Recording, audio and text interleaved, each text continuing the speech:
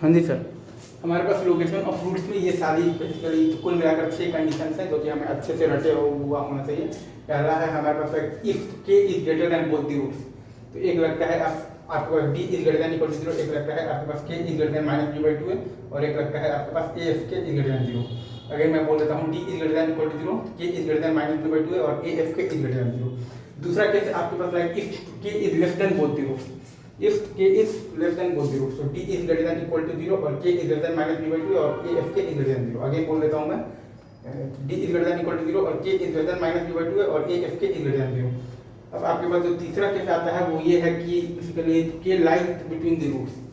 k lies between the roots में आता है आपके पास a f k is less than 0, a f k is less than 0। k lies between the roots तो a f k is less than 0। बस आपको d पर लगाने का जरूरत नहीं है, और क्यों नहीं है मैं आपको बता चुका हूँ, क्योंकि तो ए एफ के इज लेस देन 0 लगाने का मतलब ही है कि बेसिकली जो के है वो दोनों रूट्स के बीच में लाई कर रहा है, तो डी इज ग्रेटर देन 0 तो ऑब्वियसली अपने आप ही प्रूव हो गया है D is greater than 0। Again ये फोर्थ केस आपके पास इफ दिया हुआ है k1 k2 contains both the roots, if आपके पास है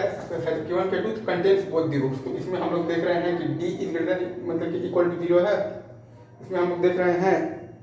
कि d is greater than equal to 0 है, a f k1 is greater than 0 है, a f k2 is greater than 0 है, और आपका जो माइनस b बाई 2 है वो आपका k1 से k2 के बीच में है। अगेन मैं फिर से बोल देता हूँ, इसमें आपके पास है बेसिकली तो d is greater than equal to 0 है, a f k1 is greater than 0 है, a f k2 is greater than 0 है, और आपका जो माइनस b बाई 2 है वो आपका k1 से k2 के बीच में है। अगेन बोल देता हूँ d is greater than equal to 0,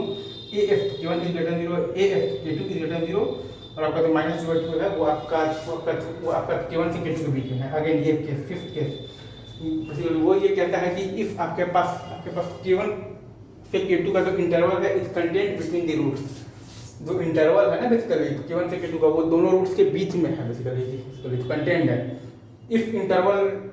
मतलब कि इफ इंटरवल बेसिकली तो k1 to k2 is content between the roots, if interval k1 to k2 is content between the roots, तो इसमें आपके पास आता है basically A F k1 is less than 0 और A F k2 is less than 0। इसमें आपके पास आता है बेसिकली तो A F k1 is less than 0 और A F k2 is less than 0। If interval basically तो k1 से k2 is content between the roots, इसमें आपके पास आता है basically A F k1 is less than 0 और A F k2 is less than 0। Again ये सिक्स्थ केस है, लास्ट केस है, if exactly one root lies between k1 and k2, और क्या दिया हुआ है k1 and k2 are not the roots, if exactly one root lies between k1 and k2, और क्या दिया हुआ है k1 and k2 are not the root।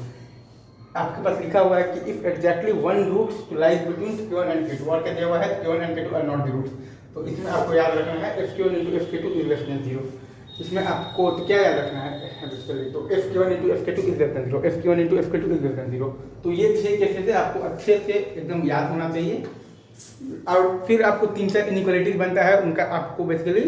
जो डोमेन्स का इंटरसेक्शन लेना होता है, वीवी कर्व मेथड जो लगता है साइन चेंज वगैरह और बार रहता है साइन चेंज इवन जो नो साइन चेंज आपको लगाकर आंसर लिखना है।